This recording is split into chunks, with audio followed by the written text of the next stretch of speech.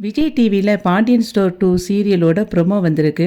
பாண்டியனோட வீட்டில் பாண்டியன், கோமதி, சரவணன் 3 பேரும் பேசிக்கிட்டு இருப்பாங்க. அப்போ பாண்டியன் வந்து சரவணனை பார்த்து சொல்லுவார், இங்கே பாரு சரவணா, உன்னோட வாழ்க்கையை பற்றி, அதுக்கப்புறம் உனக்கு பிறக்க போகிற குழந்தைய பற்றி நல்லா யோசித்து ஒரு முடிவை எடு அப்படின்னு சொல்லிக்கிட்டு இருப்பாரு. அதே மாதிரி மயிலோட அம்மா வந்து மயிலுக்கிட்ட சொல்லுவா, இங்கே பாரு உன் புருஷன் ஒன்றை கழட்டி விட்டுட்டு இன்னும் வேறொருத்தி கூட சேர்ந்து குடும்பம் நடத்துறதுக்கு அவர் வந்து முயற்சி பண்ணுறாரு. அது மட்டும் நடக்கவே கூடாது. நீயும் உன் புருஷனும் சேர்ந்து வாழணும். அதுக்கு வாழ்கிற வந்து வழியை பாரு அப்படின்னு சொல்லிட்டு அவங்க அம்மா சொல்லி அனுப்பி வைப்பான்.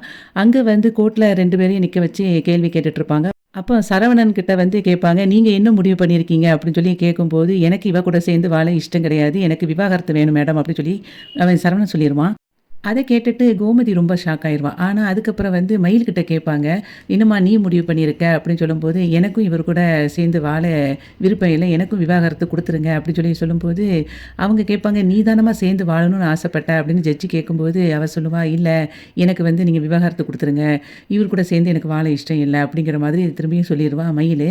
அதுக்கப்புறம் வீட்ல வந்து அவங்க அம்மா பயங்கரமா திட்டுவா, "அவளுடைய வாழ்க்கையவே தொலைச்சிட்டு வந்திருக்கா பாருங்க உங்க பொண்ணு." அப்படின்னு மயிலோட அம்மா மயிலோட அப்பாகிட்ட சொல்லிக்கிட்டு இருப்பா.